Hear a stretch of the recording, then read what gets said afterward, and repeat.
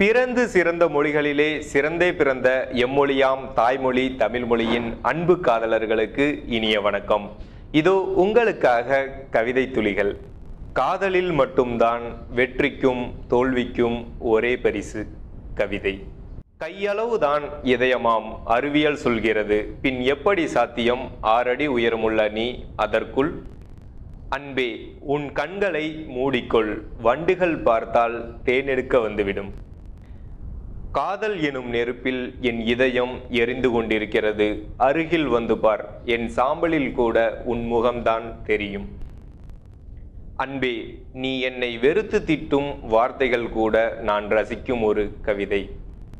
அன்பே, புதிதாக பூக்கும் மலர் கூட உன் புன்னகையை பார்த்தால் பல நாட்கள் வாழ்ந்து போகும். பூக்களிலே சிறந்த பூ மல்லிகைதான், இந்த பெருமை இன்று நீ மல்லிகையை சூடியதால்தான். அன்பே, ஒவ்வொரு நொடியும் ஒவ்வொரு கவிதை உன் ஒவ்வொரு அசைவுகளில். காதலில் காத்திருப்பதை விட காக்க வைப்பதுதான் சுகமெனில் காக்கவை காத்திருக்கிறேன் என் ஆயுள் முடியும் வரை. பெண்ணே, நீ கவிதை சொல்ல போகிறாயா? வேண்டாமே, நீ பேசினாலே போதும்.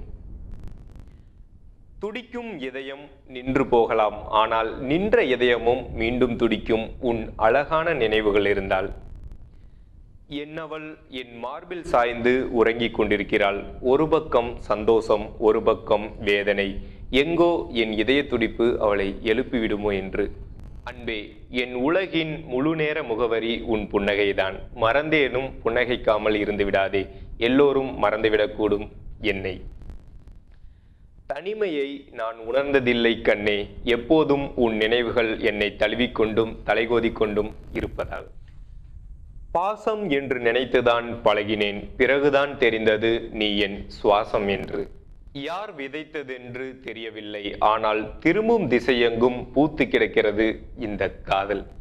இதுவரை தமிழுக்காக செவி கொடுத்த தமிழ் காதலர்களுக்கு அன்பு நன்றிகளுடன் ஸ்ரீ. மீண்டும் சந்திப்போம்.